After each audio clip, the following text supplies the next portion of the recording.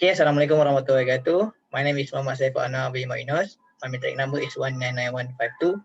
So today I will going to present about our case study for food safety FST 4608, which is our topic is polycyclic aromatic hydrocarbon PAH in grilled meat. So I'm not alone today. My partner is Nurliana binti Muhammad Rusdi 197851. Okay, here we go. So this is our news that we collect from the channel. Okay, from this news, we conduct two filler table. First, the first filler table is for the fact PAH are formed when fat and juices from meat grilled directly over a heated surface or open fire drip onto the surface of fire, causing flame and smoke. So from this fact, we create an idea, which is food processing method such as grilling, smoking, drying, and cooking are the major sources of PAH contamination of food. So what is the learning issue? The learning issue is what is adverse effect of consuming PAH. So the action plan is we review research paper about PAH in grilled meat and its adverse effect. For the second filler table is 2010 review of the evidence on cancer and well-done meat conducted by researchers at Vanderbilt University concluded that the majority of these studies have shown that high intake of well-done meat and high exposure to meat carcinogen, particularly HCAs, may increase the risk of human cancer. So the idea is PAH are metabolized by enzyme in the body, and some of the byproduct of this process can cause DNA damage that may contribute to the development of cancer. So we have provide four learning issue here, which are what the risk of exposure of PAH to the consumer, and then what is the level of health concern of PAH to the public, and then which food contain the highest amount of PAH, and lastly, what is the value BMDL10 for PAH in order to calculate margin of exposure. So this is our action plan. First, make appointment with lecturer through Zoom meeting. Second, review some research paper to identify the value of BMDL10 and the exposure of the Malaysian toward food that contain PAH, and then spread the awareness about the existence of PAH, the formation of PAH, and also the side effect of consuming PAH to community. Okay, first we will go through hazard identification. So our contaminant is polycyclic aromatic hydrocarbon PAH. PAH is composed of hydrogen and carbon atom placed in two or more benzene ring. PAH also formed during the incomplete combustion of oil, coal, and garbage, gas, or other organic substance like tobacco or carboil, meat, and fish. In food, PAH naturally form during processing and domestic food preparation, such as barbecuing, smoking, drying, roasting, baking, frying, or grilling.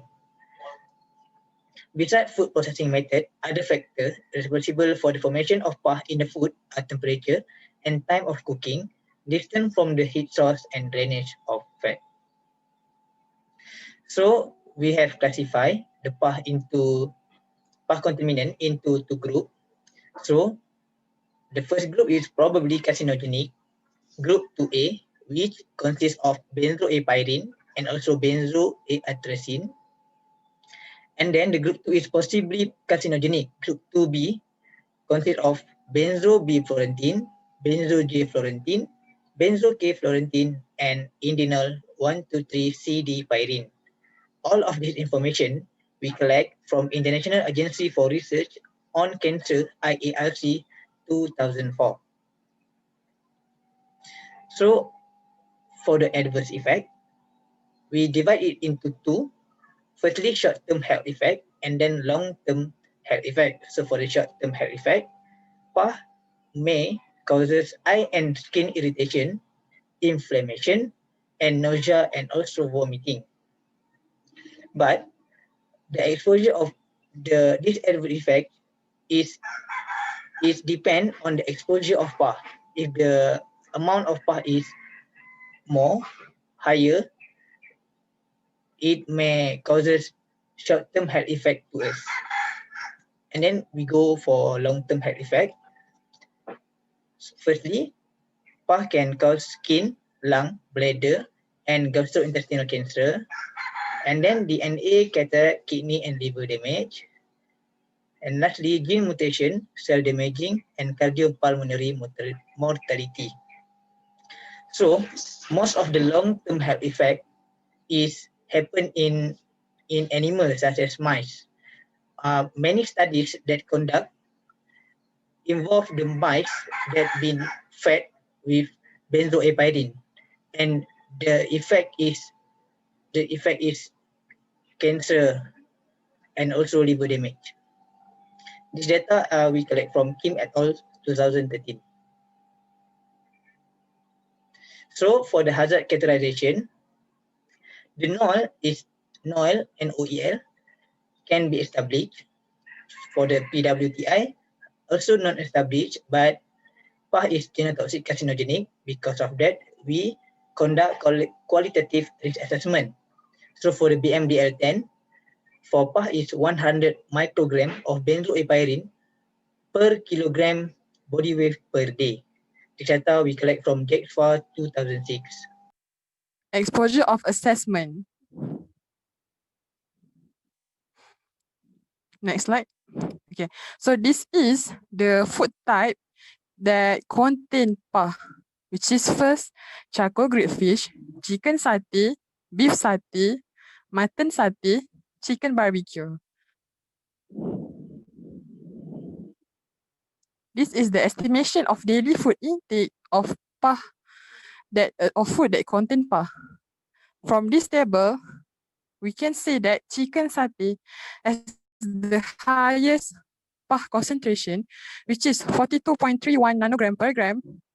It also has the highest food consumption, which is 2.16 gram per day. And also it has the highest concentration of PAH intake, which is 91.39 nanogram per gram per day. Sorry. Next. This is the mean exposure of PAH, which is 297.58 nanogram per day. The average body weight for normal people is 60 kg. Therefore, estimated dietary exposure is 4.9597 nanogram per kg body weight per day.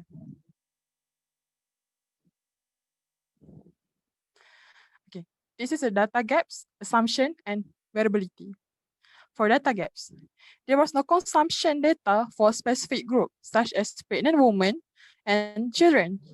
This is because food consumption data taken from 600 subjects was only based on age, which is all of them are above 18 years old.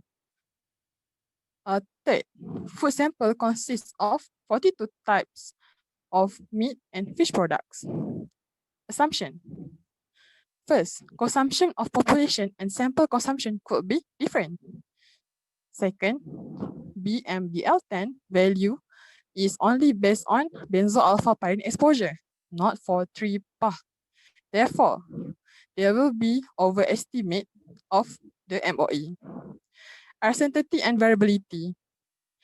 The regional and geographical location of the subject may cause variation.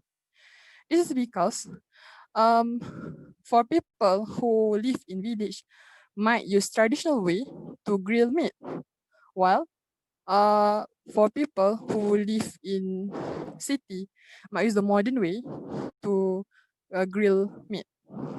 Second, the variation due to ethnicity and gender of the subject. Malay people more consume satay compared to Chinese and Indian. This is because satay is the famous food among the Malay. Next slide.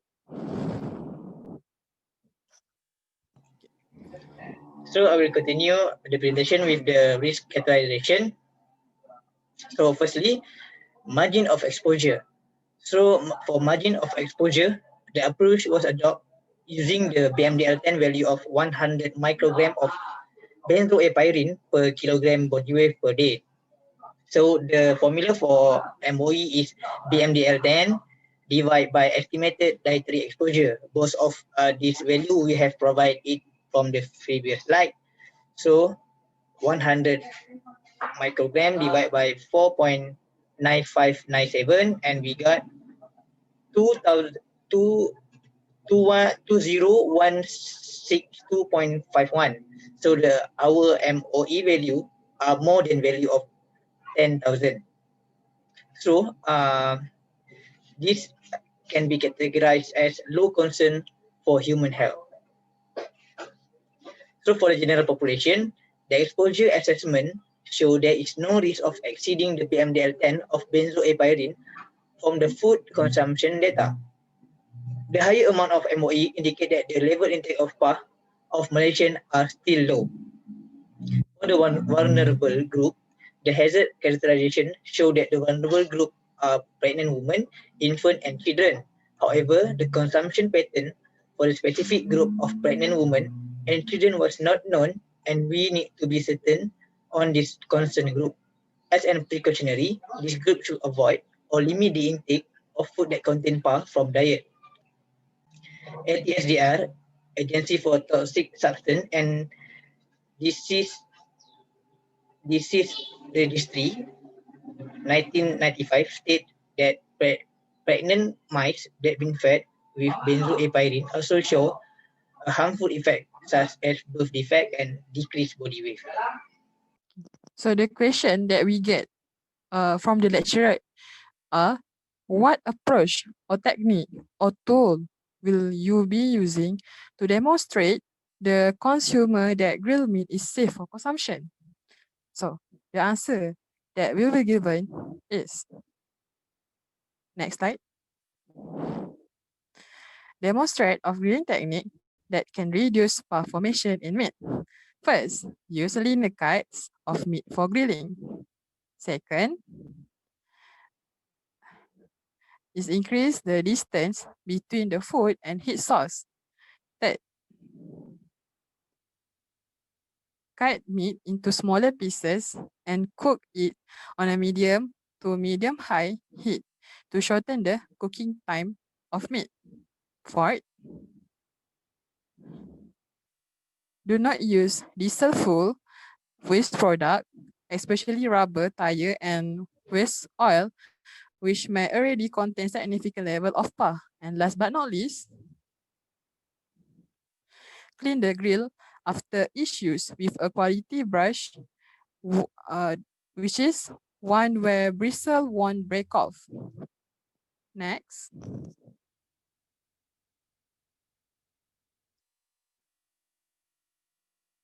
The question number 2 that we get is, demonstrate how you are going to use appropriate technique, approach, or tool to achieve the objective.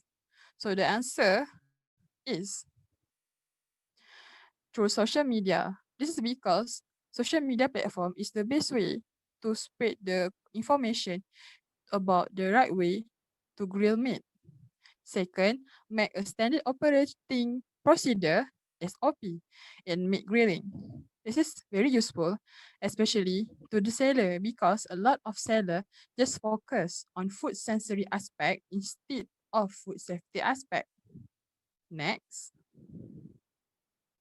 how the insight obtained determine your next plan of action, or the simplest question is, what action would you do to manage the risk?